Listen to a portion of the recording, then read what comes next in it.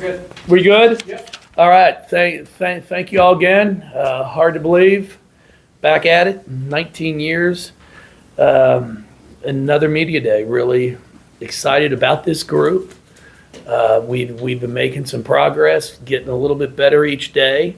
Having our good days and some bad days, but I'm saying we're starting to really put some good days together, and hopefully we'll continue to see that growth. I've just about got everybody's name down, which is a good thing. As you go through the new portal era, you're kind of a lot of times just getting used to a new team, trying to get everybody together, and especially with as many international players as we have. Aleph was with the Turkish national team all summer, the national team, and then their under 20 team. Yevi got here about a few days into school. Laura was playing with her national team 3x3. So we didn't necessarily have everybody here, but now we do, and really excited about things. So feel free to start with some questions. And yes, back left. Jeff, where do things stand with the opener? And if you guys have to reschedule or move, do you know when the cutoff is? The wine opener, or which that's up in the office? The first game of the year opener. I'm sorry. Germany. Yeah, we're waiting to hear. Feel pretty confident that we're not going to be going to Germany. But at the same time, 100% sure we will play the game. It's just a matter of where. So we should hopefully hear something in the next, hopefully few hours. But very encouraged, and obviously looking forward to the opportunity. Discouraged that our elected officials couldn't figure out a way to, it's been, I think, a month now, or over a month, to kind of get our country back up and running. But nothing surprising these days. If you do have to pivot. I thought you were going to want me to get into some political rant, but I won't. No. If you do have a pivot, is it good to have that relationship that you do with Gmo to be able to make something work? Well, I mean, it's. I don't think it's going to be our call to where things go. So, of course, it makes it easy, but I think both of us are just kind of waiting to be told, here's where the game's going to be played, make sure you're there. But it's going, ESPN's been great. ESPN's been nothing but first class. I feel bad for Courtney.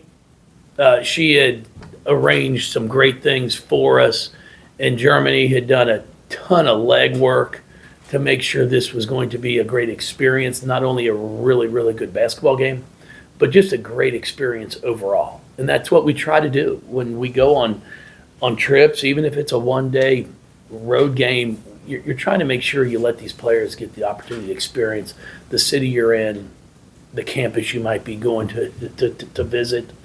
And she put a lot of work into it. So we will pivot, and just when they tell us where, we'll make sure we're all set to go. Jeff, I know that uniting your team early with these trips matters a lot to you, and you've done it the past few years. So is there a route that you could take, even if it is more local, to be able to get these girls together early in the year, considering that you really haven't had your team together until this point? Oh, no, it's been really good. Our team now we've been 3.5 weeks where, that last week of September, we've been going at it real hard. They're in a good place. They were just, I'm sure, as UConn's players were as well, and staff, everybody was just really excited about this trip. We're really looking forward to being a part of a game on an Air Force base in Germany. And now we'll just pivot. We'll pivot and make it work. What does this team chemistry look like right here from, I guess, your perspective, how they have come together in these 3 weeks? They're all trying to get to know each other, how they respond to who likes to be talked to in what manner, especially when you're on the court in the heat of a practice, of a game. Trying to get to know where each other like the basketball. If I'm a driver and I like to go right, make sure I'm not cutting in on top of me as I'm making my move. So they're all really doing a good job of that. They're getting a feel for what we're trying to do as a team, and I'm seeing a lot of progress. We're going to have to, have some returners step up like you do each year. Jada's a huge loss, obviously, with the way she could score the basketball. Olivia with the way she rebounded the ball. Jalea was a great ball stopper. Riss could come in and knock shots down for us. So, as I say, every year there's somebody that wants more. I wish I would have had the opportunity to play more. Now it's come. So now you've got to be prepared for it, and you've got to perform. You mentioned from a, basketball standpoint of having a lot of, players getting to know each other, but I think you've got 4 of the 7 continents represented on this team. Just, I guess, how does that factor into just those cultural differences and that kind of getting to know each other from that perspective? It's basketball brings everyone together. I mean, I used to laugh with Norika all the time because I'd be like, Norika, I really want to learn some Japanese. Like, how do you say screen in Japanese? And she'd be like, screen. I'm like, bilingual. It's not that hard. So there's a lot of terminology that's the same. But what's been fun, and I'm trying to encourage them to do, is get to know each other. What it was like in their hometown, their country. We're even working, with being able to get everything online these days. We're trying to do a better job of making sure we get some food from the countries that the kids are from, so they have a little taste of home. Because, here in the States, it's fast food and more fast food, and it's all got preservatives in it, and I can't say it's the best for you, where a lot of these kids are coming from countries where it's a lot of home cooked meals, it's a lot of fresh food. So we're trying to do our best with that, and then we are doing a really good job, I think, of making sure that they're sharing, because everyone has a story that's pretty unique when you really get down and you start talking to them of what their family's like and what their parents do, and it's been fun. It's been a lot of fun. Jeff, up at the AACC, Taj said coming in year 2 she wanted to try to become more of a vocal leader. Are you seeing that from her, as you guys are trying to come together more as a unit? Yeah, Taj has done some good things. I've seen some growth. Obviously she has more, and it's one of the things I'm challenging her on is, how can you impact a practice? How can you impact and be dominant every day, even if you don't score the ball? And that's where we're trying to find who's going to be our leader, even when things don't go well for them. It's easier said than done. Obviously it's easy to lead. It's easy to be upbeat and excited when the ball's going in the basket or you're playing well. But if you're not scoring the ball, you're having a tough day, can you still bring the energy to pick your teammates up? So that's something I've challenged Taj with. Amari, a lot of our returners. And then Laura, she comes in from St. Joe's, where she obviously had a great career, and she had that role. So she's been able to do a really nice job of coming in and helping us. So it's been really, really good. All right, young man in the back row. I think your sweatshirt's terrible. Hey, 3rd time's a charm. I think well, if you wear that sweatshirt, you probably shouldn't get called on. It's that bad baseball team down the road, isn't it? The Braves? Yeah. I know who it is. Coach, you kind of just touched on a little. You brought up O and you brought up Riss, and then how much is Laura going to rely upon to kind of fill that void, and how have you seen her grow this offseason with your program? Yeah. Hey, CL, did you get my text? Everybody was waving to you. I wanted to make sure. They all missed you. Laura's been fantastic. Aleph has also been doing a really nice job. She had a great summer. Laura had a really good summer playing internationally. Those are 2 that have the experience, even though Laura's been obviously more impactful her 3 years at St. Joe's, more playing time, scoring and rebounding. Aleph right now, I think, is really coming into her own. And I think this summer really, really helped her. And they're both going to be very, very important for us. We're going to need them to be able to rebound the basketball. They can both pass the ball, score it. So really excited about that. And Yevi has really come in here the past month, and she's shown her toughness. She's an elite passer as well. Can handle the ball off of a rebound, and just has a lot of fight to her. That's what I love about her. She is someone who's not going to back down from anyone out there. And then, you've got Isla. We have a nice group. And now it's going to come down to being able to step out there during the game and perform. Jeff, you mentioned, going back to the foreign connections. When you started doing USA Basketball, is that when you kind of thought, okay, maybe we can bring some of these kids over? Norika was really the first, I guess. But she was a transfer when you had her. But if Norika hadn't been successful, would you have done more? And then how much has USA Basketball kind of played into the fact that you wanted to bring more over here? Reek was someone that we just saw on film. I mean, we had the film came across my desk, and I was like, man, she's pretty good.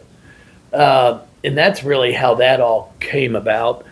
The international experience coaching with USA Basketball in Turkey have both been really good. And I think now with what's going on with college athletics, I think you're seeing a lot more people going overseas now because kids are more willing to come. In the past, they're signing professional deals and staying home because they can make money. Now there is the opportunity to make money and go to school and play here in the States. So I think that the doors have been opened more, and I think that's why you see a lot of us now also looking internationally, because they also have some more experience. We're obviously going to recruit here, try and get our local kids, and then we're going to broaden out and look everywhere we can. Speaking of your local, can you just talk about the two freshmen and how they've kind of transitioned? You know what? Grace has been working extremely hard. She just had to go in and get some things cleaned up with her knee. So she's 6 to 8 weeks now, but she's been working hard on skill development, working hard in the weight room, and we'll see how that progresses with her. Great size, can shoot the basketball, can handle it. Really looking forward to getting her back on the floor when we can. We're not going to rush it. We're going to make sure she's healthy. And then I think everyone will see why I was so excited. Peyton is a kid that I think has a chance to be a good college basketball player. She's just learning now the amount of work that has to go into it. She shot the three extremely well in high school. Has not shot it great since she's been here. I asked her yesterday, how many threes are you making a day? And she said between 25 and 50. I was a little dumbfounded, and I said, well, we might want to 10 times that. So I'm waiting today to hear the number. But again, it's all new for it. School, the school load, just everything. And she's a great kid. I can challenge her. I can get on her. She does understand the game. But for her to be on the floor, I've told her, you've got to be able to knock down open shots for us. When it comes inside out and you're open, you've got to be able to make it. So really looking forward to seeing what she's able to do. Reagan Bender as well is one. She redshirted last year. And she's one that I've talked about too, about, I want you to have the confidence to step up and knock down open shots. The unique thing about all of them is there's so many people that are around them, that in their circle, that talk to him about you want to be an all-around player. You want to be, able to do everything well. And then I challenge him and I say, well, then you're going to be average with everything. So there's nothing wrong. It's like coaching. I just had this talk with one of my assistants, and we were talking, and it was like, well, I want to be good at everything involved in coaching. I go, well, that you're probably going to be bad. What are you really good at? Is it recruiting? Is it player development, building relationships? And then you're going to one day, when you hopefully become a head coach, hire people around you that are better than you are at the things you need help with. Don't try to be great at everything. You can't. So if you're supposed to knock down threes, knock down threes. And then I'm going to work on a pull-up jump shot. It doesn't mean I'm going to work on getting to the rim. So those are the things I'm trying to make sure our team understands, is you're not going to be great at everything, but let's figure out what are you going to be really darn good at. And then let's make sure that's a problem for whoever we play. Jeff, do you have a returner that really was not a part of the rotation much last year that you expect much more out of this year? Do you have a feel for No, that? I think McKinley Randolph, if we can keep Mac healthy, she had her foot issue last year. She was in a boot. I mean, she really only played in games for the last month. So if we weren't playing in the game, she'd have a boot on. So you give that kid the opportunity to be in practice, continue to develop and grow. She's got a really high basketball IQ. She's shooting the ball well. She can finish. She's a rebounder. I'm excited to see what she can do for us. I'm expecting Amari to take the next step. She's in better shape. I've been very impressed with her. Now I've got to get her to want to have the mindset and the mentality of dominating every day at practice. And again, that doesn't mean you're scoring 20 points, but she has a knack for the ball. She can rebound it. She gets steals. You just can't take a 10-minute stretch off and then think it's a good day of practice. So I'm challenging Amari with that. We've talked about Taj and the importance of her. And it's going to be for all of them. Like Taj and Amari also benefited from Jada last year. So now Jada's not out there. So now the best defender possibly is going to be guarding you, Taj. It was Jada. So how do you handle that? And I think that's going to be a little bit of the learning curve that we'll get the first a few weeks of the season. I know you talked about Tosh, but from her vocal leadership, has she grown in that aspect? And what do you want to see from her, I guess, on that side of her game? Yeah, she has. I mean, that's one of the things that we've talked about. Everything's not always going to be great. So when there's adversity, you've got to be able to handle it and handle it in a positive way. If you want to be that player that everyone is looking up to and is like, hey, she's our go-to, then you got to be that go-to even when things aren't going great. And that's where we're challenging all of them. But she's one that I've seen growth from, but I know she has more in her. Jeff, what's the level of preparedness for the international players compared to, say, a transfer in a true freshman come from high school? God, I think a lot of it just depends on where they played.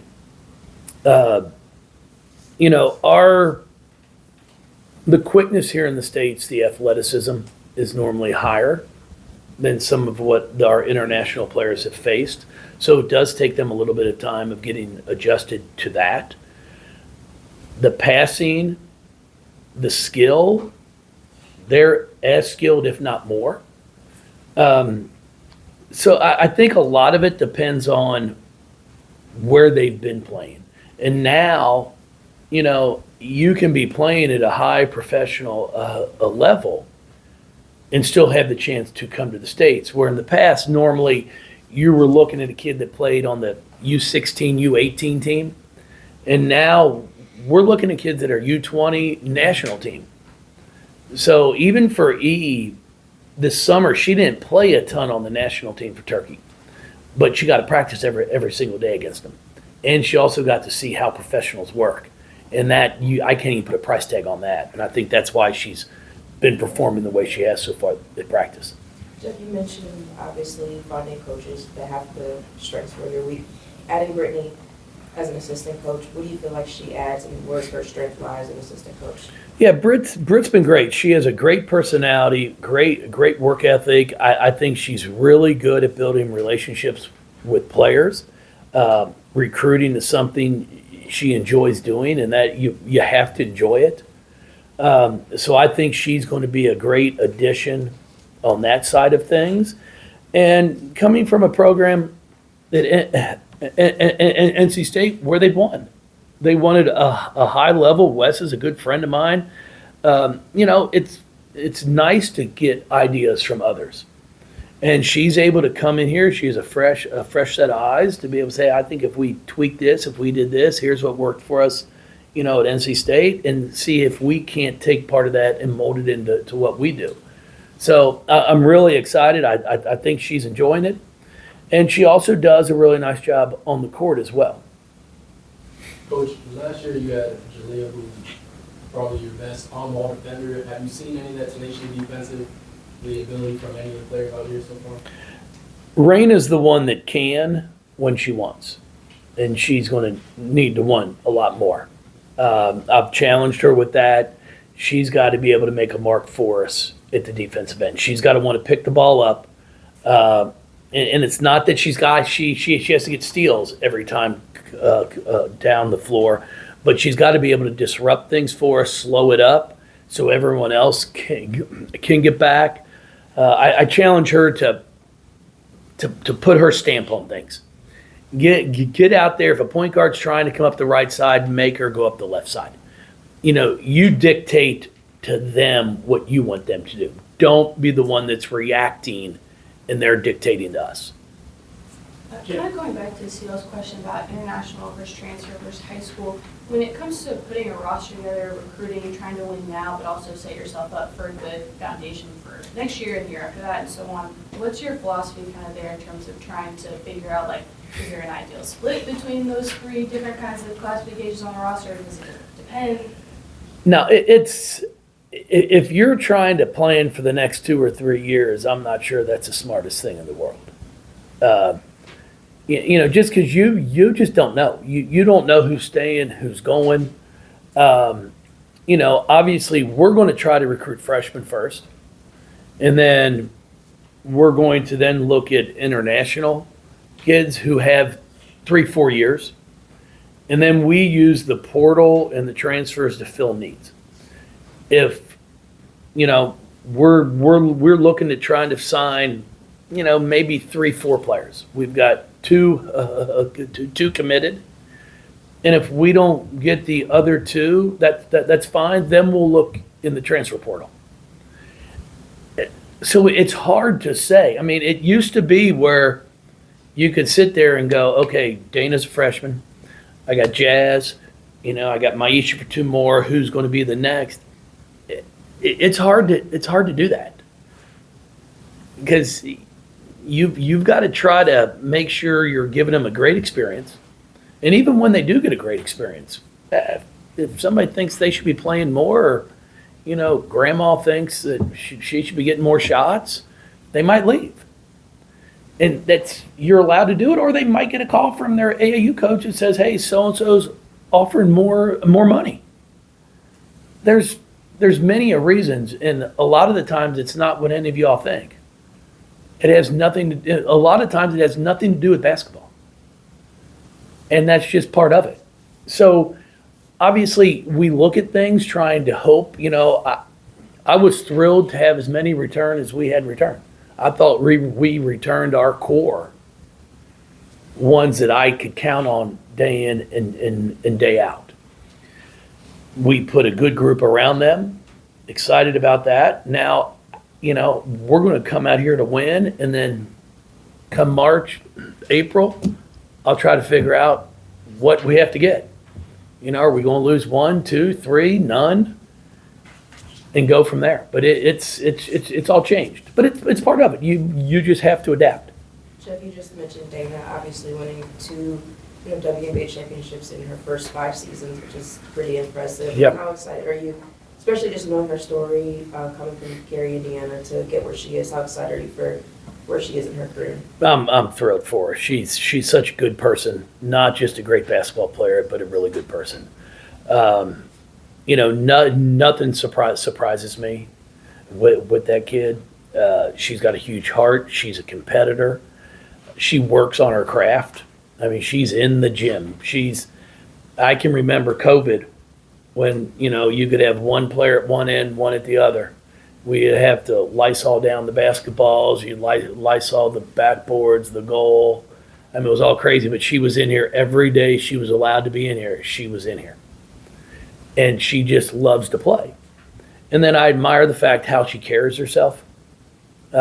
She's first class. Just, she's somebody that, when my kids are watching, it's fun to be like, yeah, she played here at Louisville. Our kids know who Dana is, and I appreciate about that. I appreciate that she's a great basketball player and also a great role model.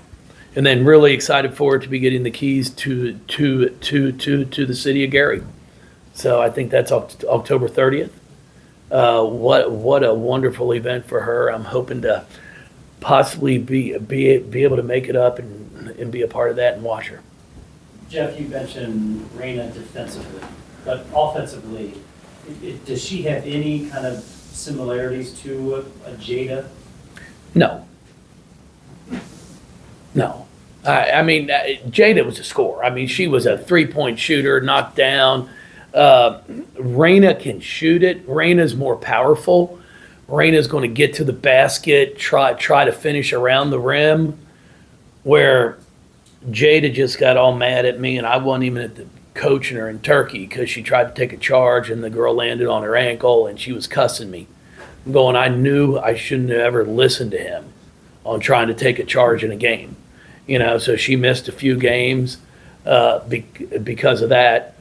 But Raina's the one that, with her physicality and her strength, she's going to have to help us with that. Where Jada was, come off a ball screen, give her a little space, and she can knock down a shot from anywhere. So just two completely different types of players, but both good. At the luncheon, you got into a little bit just talking about toughness and playing hard and that kind of being the standard of the program for a long time, and hoping you got more back to that. Not that you got away from it, but is this a team that's made up in a way that they can do that? I think so. We've actually taken more charges the past 3 days than we had the past month, because we've been just trying to harp on it about understanding you can't always try to avoid the contact, embrace it. It's the way games can be changed. If you're willing to sit in there, take a charge, the crowd gets excited, your teammates get excited. Loose balls, we have to be diving on the floor after, and we can't be just bending over. And then rebounding. We've got to show the physicality, rebounding the basketball. Now, we're sitting here with our scout guys and playing against each other. We'll have a scrimmage again on Sunday of this week, which will be good for us to see the progress we made from 2 weeks ago. But if we want to win at the level we're used to winning at, then we're going to have that toughness. How hard is it? It used to kind of be built in a little bit because you brought back players that had that mentality and they weren't going to let new players not do it. You have some players back, but how hard is it with so many new people? Every once in a while you get an Emily Ainsler or something, but unless you get that. I love him. Oh, yeah. Yeah. No, it's hard. You're trying to change some things from some kids where they might not have had that physicality or the toughness, and you're trying to instill it in them. And it's different how we coach too. More pat on the back and try to make sure you're encouraging them. Where 17, 18 years ago, I mean, boy, I've gotten softer, as my players that come back now would say. But we're just trying to toughen them up. I mean, you look at some of our teams, our 09, our 13 team. I mean, we had some talent, but I'm not sure anybody thought we'd be playing in a national championship games. But because we were tough, loose ball, we're diving after it. And when you start advancing and getting places, those games come down to one possession here, one possession there. And you've got to make sure you're doing everything you can to dictate them. And that's what I'm hoping we're getting back to at this point in time. You know, we've got to learn when you get up 8-10, it's got to be we're up 20. It can't be you take the foot off the gas, you're excited, you relax. And that's where we had been for the past 2 years. Instead of putting people away, we would do something foolish, and then it would lead to an and one, or then it would lead to a 3. And the next thing you know, instead of being up 21, you're up 9. And now you've given them all the confidence they want, and now you've got a game on your hands. Kind of going off of that in terms of the acclimation, it's been a while since you've had exhibition games, but with the past 2 years having top 2, 5, 10 opponents pretty early, is that something maybe you've thought about? No.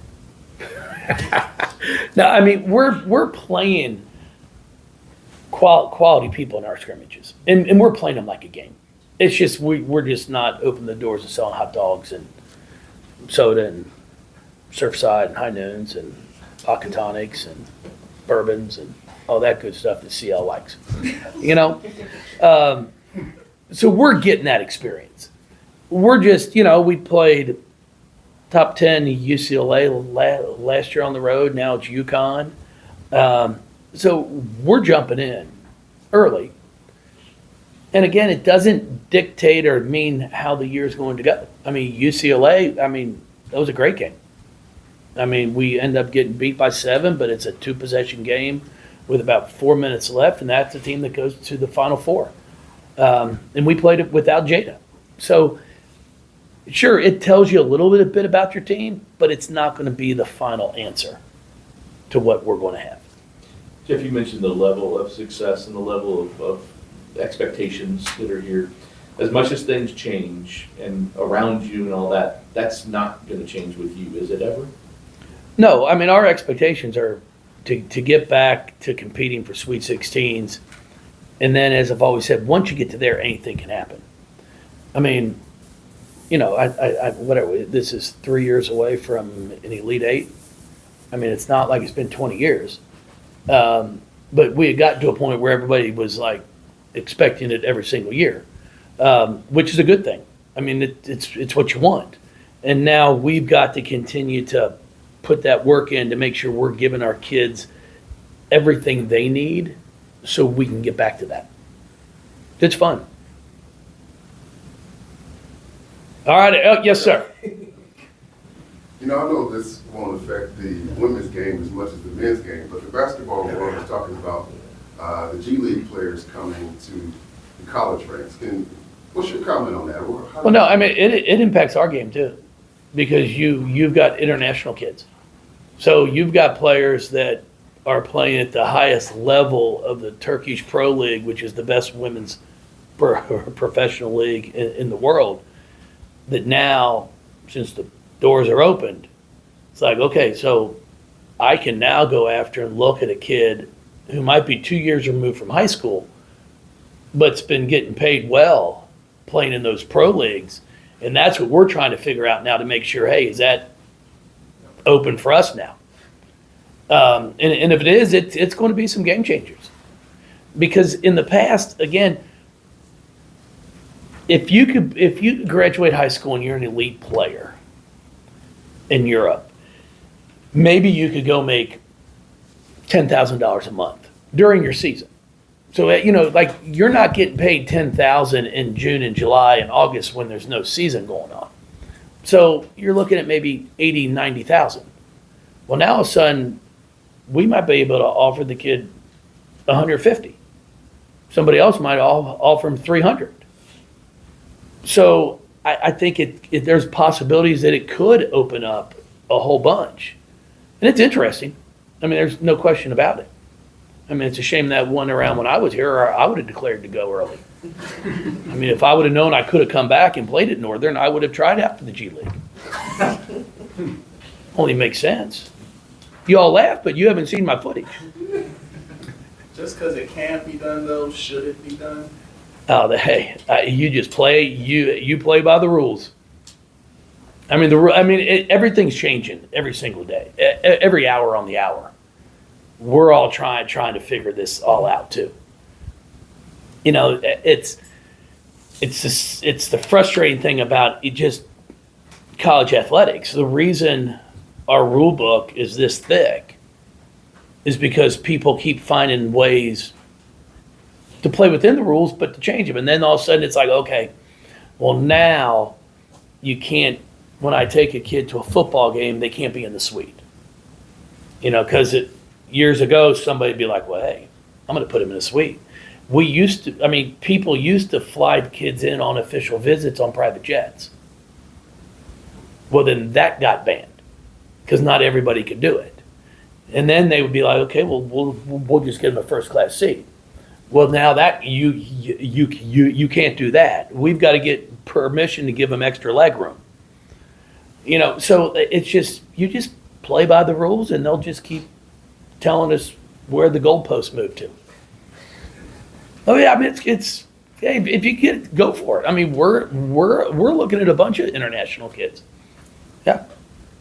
For As a sure. result of that rule change, or? No, before then. I mean, we've been, and now it's not as big of a deal if they've been paid. See, in the past, a kid could go play on a professional team, but they could only receive financial payment for necessary expenses. So they could get paid from the club for shoes, you know, for travel to and from, but they weren't able to get a salary. Well, now it doesn't matter. You can get a salary because we're paying them. So now you're just trying to figure out how long have they been out of high school? Is it 1 year? Has it been 2 years? Has it been 3? Which then will have impact on how many years they'd have with us. Yeah. Thank you. Everybody good? Mic off or not? Not yet. Let's see. Let's see y'all. Shut it off from the back.